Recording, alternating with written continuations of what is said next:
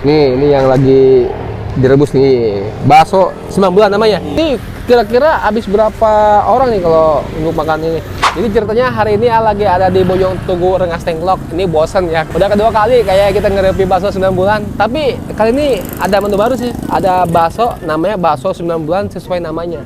Bakso yang ini nih. Namanya bakso 9 bulan. Nah, ini yang terbaru nih ya.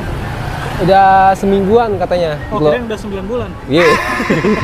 Emang 9 bulan emang bener. Maksudnya dikeluarinnya baru seminggu gitu. Tuh.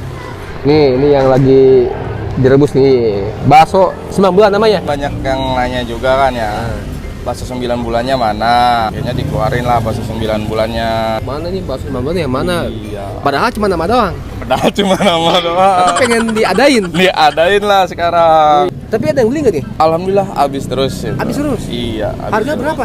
Harga 50.000. Iya. Ada isinya nggak? Ada tetelan, sama cabe merah, sama bakso kecil. Tapi untuk bakso yang lain? Kalau gimana? bakso lainnya harga urat ya seperti biasa 10.000. Terus? Telur 12, iga tetap 15.000. Saya tunggu sila itu kayak dia lewat-lewat doang ya. Tapi kalau ditakennya yang namanya dari bakso 9 bulan teh kuahna sih menggiurkan. Bakso 9 bulan. Kita melakukan persalinan dulu ya. Kira-kiranya laki-laki apa perempuan? USG lah tuh, USG. Sesar ini, sesar. Sesar ya. Sesar dulu nih isinya apa? Wah. Cabenya. Wah, cabe ini coy. Ini cabe domba. Tetelan sama bakso kecil. Bismillahirrahmanirrahim. Mantap, kita cobain dulu.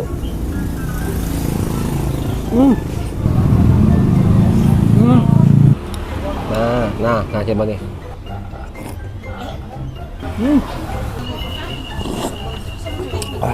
Baksonya ada isi tetelan, bakso kecil, cabai rawit, baksonya nggak berubah sama sekali dari dulu. Berasa banget dari bakso sapinya. Terus dari kuahnya juga nggak berubah sama sekali. Kuahnya juga segar, gurih. Di kuahnya juga berkaldu. Nggak usah tanya lagi lah kalau bakso 9 bulan.